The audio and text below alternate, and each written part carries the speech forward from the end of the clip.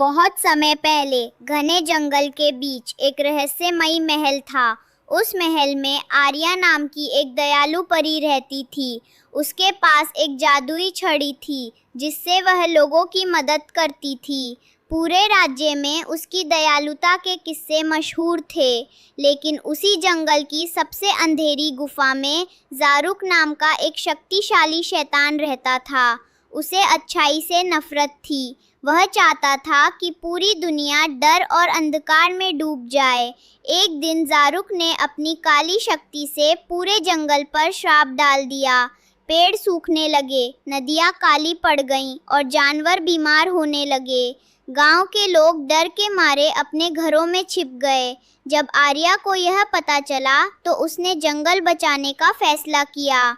जंगल के सबसे बूढ़े उल्लू ने कहा, ज़ारुक को हराने का एक ही तरीका है, तुम्हें प्रकाश मणि लानी होगी जो मौत की घाटी के पार आग के पहाड़ पर छिपी है। आर्या तुरंत निकल पड़ी। रास्ते में उसे एक घायल हिरण मिला। उसने अपनी जादुई शक्ति से उसे ठीक कर दिया। आगे एक छोटी चिड़िया कांटों में फंसी थी। उसने उसे भी बचा लिया। फिर एक बूढ़े लकड़हारे का टूटा पुल ठीक कर दिया। सबने उसे धन्यवाद दिया और कहा, जब भी तुम्हें हमारी ज़रूरत होगी हम तुम्हारे साथ होंगे। कई कठिनाइयों के बाद आर्या आग के पहाड़ तक पहुंची। वहां एक विशाल अजगर प्रकाश मणि की रक्षा कर रहा था।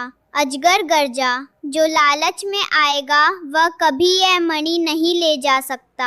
आर्या ने कहा, मैं अपने लिए नहीं पूरे जंगल को बचाने आई हूँ। अजगर ने उसकी सच्चाई महसूस की और मुस्कुराते हुए प्रकाश मणि उसे सौंप दी। जैसे ही आर्या वापस लौटी, ज़ारुक उसका इंतजार कर रहा था। मुझे वह मणि दे दो, शैतान गरजा। आर्या ने मना कर दिया। दोनों के बीच भयंकर जादुई युद्ध शुरू हो गया।